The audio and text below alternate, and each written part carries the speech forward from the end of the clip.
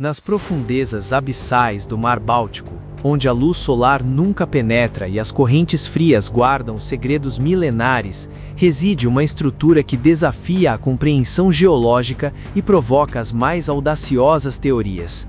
Imagine a escuridão absoluta, a pressão esmagadora e a um silêncio que só é quebrado pelo eco errático de um sonar. Foi nesse cenário implacável, a aproximadamente 90 metros de profundidade, que uma equipe de caçadores de tesouros suecos, em busca de destroços históricos, esbarrou em algo tão vasto e simétrico que instantaneamente redefiniu sua expedição. O ano era 2011 e o que eles capturaram em suas telas de mapeamento não era um galeão afundado, nem um avião da Segunda Guerra Mundial, mas sim uma formação perfeitamente circular, medindo 60 metros de diâmetro, que parecia ter sido depositada ali com um propósito deliberado. A anomalia do Mar Báltico havia sido descoberta, e com ela, uma nova e perturbadora questão sobre o que realmente jaz oculto sobre as ondas. Este não é um conto sobre navios de guerra ou fortunas perdidas. É um relato sobre linhas retas onde a natureza só produz curvas, sobre ângulos de 90 graus em um ambiente moldado pela erosão glacial e sobre a assustadora sensação de encontrar no fundo do oceano algo que parece ter sido fabricado. O primeiro contato, puramente através de ondas sonoras, sugeriu que a equipe Ocean X, liderada por Peter Lindbergh e Dennis Osberg, havia encontrado uma muralha cilíndrica maciça, talvez um domo ou um disco achatado. A imagem inicial era granulada e distorcida pela distância e pela água, mas a simetria era inconfundível. Para os experientes mergulhadores e exploradores, acostumados à aleatoriedade das rochas glaciais e dos montes de cascalho, aquela formação geométrica era, no mínimo, um poderoso e imediato contraste. A vastidão do objeto, comparável em tamanho a um campo de futebol ou a um grande disco voador conceitual, exigia a atenção imediata, desviando completamente a atenção de qualquer tesouro material que pudessem ter procurado. Para apreciar a magnitude desta descoberta, é crucial contextualizar o próprio Mar Báltico. Este é um corpo de água único, uma bacia de água salobra, nem totalmente salgada como o oceano aberto, nem doce como um lago, formado durante e após o último período glacial. Suas características geológicas são dominadas por sedimentos depositados por vastas camadas de gelo que se retraíram há milhares de anos. Esta história glacial é vital, pois a maioria das formações rochosas submarinas na região são morenas, ou seja, detritos desorganizados deixados pelo gelo. Além disso, a baixa salinidade e a falta de atividade biológica destrutiva, como o teredo navalis, o verme naval que destrói a madeira, transformaram o Báltico em uma câmara de preservação natural, um museu submerso perfeito para a arqueologia.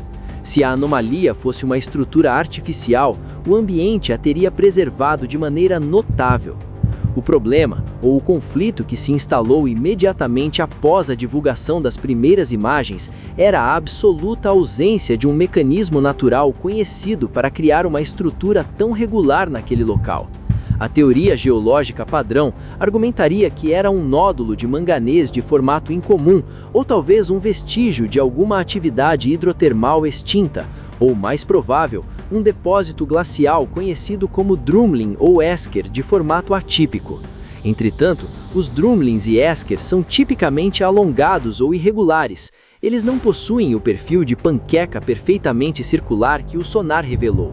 A tensão aumentou quando a equipe Ocean X reconheceu que o objeto não estava apenas lá, mas parecia estar conectado a uma trilha de 300 metros de comprimento que se estendia ao longo do fundo do mar, como se o objeto tivesse deslizado e travado em sua posição final, deixando um rastro de arrasto profundo.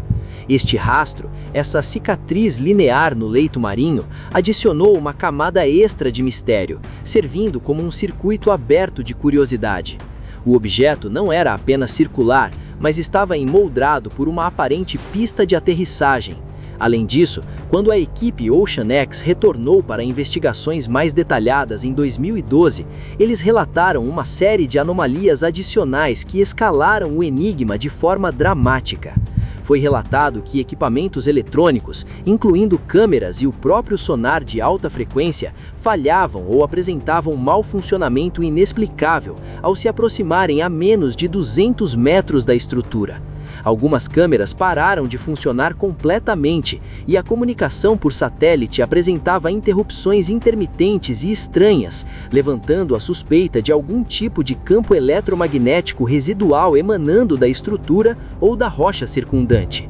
O desenvolvimento da narrativa escalou à medida que a equipe OceanX, enfrentando ceticismo internacional e dificuldades financeiras, preparava a primeira expedição tripulada para a obtenção de imagens visuais e coleta de amostras. A mídia global explodiu com especulações, de uma base submarina nazista secreta, passando por Stonehenge submarino, até as inevitáveis comparações com naves extraterrestres afundadas, como a icônica nave Millennium Falcon da saga Star Wars. A pressão para fornecer evidências concretas era imensa. Lindbergh e Osberg tiveram que ser extremamente meticulosos, detalhando o tipo de sonar de varredura lateral que usaram, originalmente um Klein 500, a profundidade exata, quase 140 metros abaixo da superfície, e a posição geográfica precisa na extremidade norte do Golfo de Bótnia. A expedição de 2012 foi a peça central do esforço. A descida para o objeto, embora esperada com ansiedade, foi perigosa e cheia de dificuldades técnicas. A visibilidade no Báltico a essas profundidades é notoriamente pobre, a água é turva e escura. A equipe utilizou veículos operados remotamente, os ROVs, antes de enviar mergulhadores. A imagem fornecida pelos ROVs, ainda que não perfeitamente clara, reforçou as leituras do sonar. O objeto não era suave e uniforme como uma panqueca, mas possuía elevações, depressões e, o mais intrigante, o que pareciam ser degraus ou formações retilíneas distintas na sua lateral, como se houvesse uma escada espiral conectando o topo do disco com o leito marinho abaixo. Esta foi a primeira grande quebra de padrão, um pattern interrupt na progressão da ideia de que se tratava de uma mera rocha. Rochas glaciais não se formam em degraus precisos. O reengajamento do público ocorreu no momento em que os mergulhadores finalmente colocaram os olhos na anomalia. O relato de Peter Lindbergh sobre o encontro foi fascinante e reforçava o gancho inicial. É absolutamente redondo, tem bordas muito mais definidas do que imaginávamos, é diferente de tudo o que já vimos. Eles relataram que a superfície do objeto parecia ser feita de algum tipo de pedra vulcânica que não é comum na região do Báltico e estava coberta por uma camada fina de sedimento, mas que em certas áreas a superfície parecia incrivelmente sólida e dura. O clímax da descoberta reside na confirmação de suas dimensões e características anômalas. O objeto principal, o disco de 60 metros, estava de fato assentado sobre uma elevação de quase 4 metros, e a formação estava no final do que foi visualmente confirmado como uma trilha de arrasto de aproximadamente 300 metros. Mais notável, no topo do disco, os mergulhadores identificaram o que parecia ser um anel de pequenas formações de pedra, quase como monólitos dispostos em um círculo menor, de cerca de 10 metros de diâmetro. Esta disposição, organizada e geométrica, era a evidência mais forte contra a origem puramente natural. As amostras de rocha, apesar de terem sido enviadas a geólogos na Universidade de Estocolmo, aumentaram ainda mais a confusão. As análises iniciais indicaram que se tratava de basalto ou algum tipo de rocha ígnea com traços de minerais que só são formados sob temperaturas e pressões extremas. Geólogos céticos sugeriram que se tratava de um ponto quente vulcânico fossilizado ou um resíduo de atividade vulcânica pré-glacial. Mas mesmo essa explicação não justificava a simetria e as linhas retas. A presença de limonita e goetita, óxidos de ferro em algumas amostras, levou a especulações de que a estrutura poderia ser feita de metal, ou pelo menos possuir componentes metálicos massivos que foram corroídos ao longo do tempo.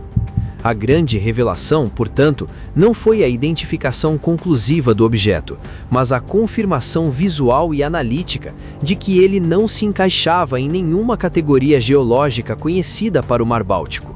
Fechando os open loops iniciais, a estrutura era simétrica, estava associada a um rastro linear gigantesco e continha materiais que eram geofisicamente estranhos ao seu entorno, enquanto emitia, aparentemente, algum tipo de interferência eletromagnética. Em conclusão, a anomalia do Mar Báltico, seja ela uma obra da natureza incompreendida ou uma construção de design inteligente de alguma era esquecida, permanece um enigma de proporções oceânicas. O pagamento final desta busca não foi ouro ou prata, mas a injeção de incerteza no que considerávamos ser o conhecimento completo da geologia submarina. É uma estrutura que parece gritar artificialidade em um ambiente que deveria ser puramente orgânico. O próximo passo, a próxima imersão, deve se concentrar em separar a ciência da especulação e determinar o que é, precisamente, a composição química detalhada do objeto, e se a interferência eletrônica relatada pode ser replicada sob condições controladas.